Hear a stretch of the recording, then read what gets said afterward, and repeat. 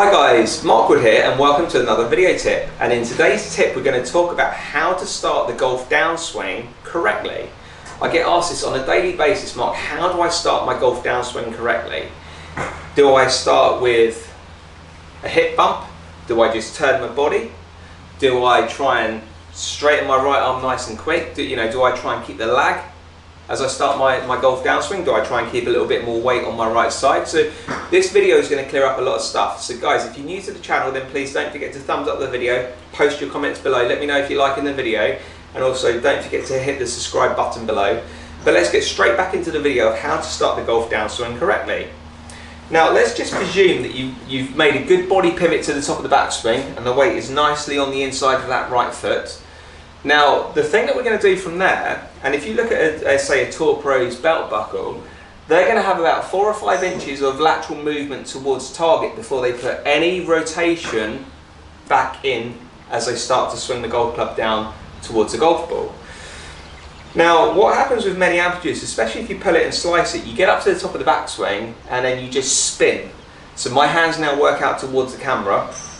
Now this leaves a massive outswing path. If you have the face square to the path, you hit that big pull. Now if you have the face open to that path, you hit the big slice.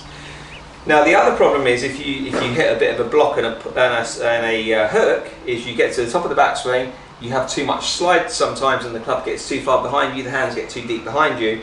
That leaves too much of an in to out path where you hit that big block or you turn the face in and you create that hook. So what is the perfect kind of blend? Well, the perfect blend really is once you get up to the top of the backswing, you want to feel as though you pressure shift your weight slightly into the left side. So say I get up to the top of the backswing and I've got 80% of the weight on the inside of my right heel. Now if I pressure shift into my left side, so now my weight's 50-50, I'm going to do that before I have any rotation. So I've literally just slid across slightly and then from there I can rotate onto the golf ball. So by the time I get into the golf ball, I've got a good 75-80% of my weight on that left side at impact, possibly more. If I was on a pressure plate, it'd probably show I've got more weight on my left side. And that's going to help me improve my swing path, let alone the ball striking and the consistency of the ball striking. So that's how you start your golf downswing correctly. So if you were a slicer where you get up to the top and you spin, where your weight goes from your right heel out towards your left toe, you're going to come across the golf ball. So what I would like you to feel to help you start your golf downswing correctly is you get up to the top of the backswing, the weight's nicely 80% on the inside of that right heel. From there you shift.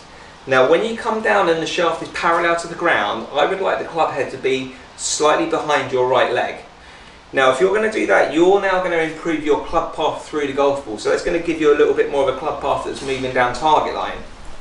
So you're feeling, like I say, as you get to the top, you shift before you rotate and you try and keep that club behind you a little bit. So in theory you're trying to keep your shoulders more this way as you're hitting the golf ball, so the shoulders are feeling a bit more close. You're not going to feel so rotary, you're going to feel as though you're hardly rotating, so you're shifting the weight across, but there's not much rotation in there.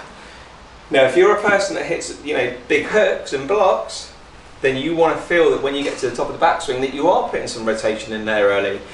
Because don't forget, if you get to the top and you slide without much rotation and the hands drop too far behind you, that's where those blocks and hooks are coming from. So you are going to want to feel as though you put some rotation in there nice and early. And a key thing for you is when you get down to checkpoint, say 3, where the shaft is parallel to the ground again, the club head wants to be just slightly outside your hands as a feel, and that's going to get your path more neutral through the golf ball. Now one thing I like to do is I always put a towel down sometimes, especially if you're struggling in getting the feeling of the weight transferring across, just as a bit of a visual thing on the ground. I think sometimes it helps golfers a lot where you get up to the top of the backswing and you just try and pressure shift so you feel yourself pushing down into the towel. It's just a good thing to use on the floor, to be honest. So from there, like I say, you get up to the top of the backswing, the weight pressure shifts slightly into the left side, so 4 or 5 inches of belt buckle movement towards target. Then you get the rotation in. Shaft is going to come out somewhere parallel to the ground, parallel to target line. That's going to give me a good club path through the ball, and that's going to improve the actual consistency of my ball striking plus the accuracy as well. So guys, that is how you start your golf downswing correctly. I'm going to go ahead and hit a shot for you and see if we can get all that blended in. So that felt really nice off the centre of the club face. Felt great. So guys, I hope you enjoyed this little video tip of how to start your golf downswing correctly. Don't forget to thumbs up the video, post your comments below, and don't forget to hit the subscribe button below as well. Many thanks for watching, and see you soon.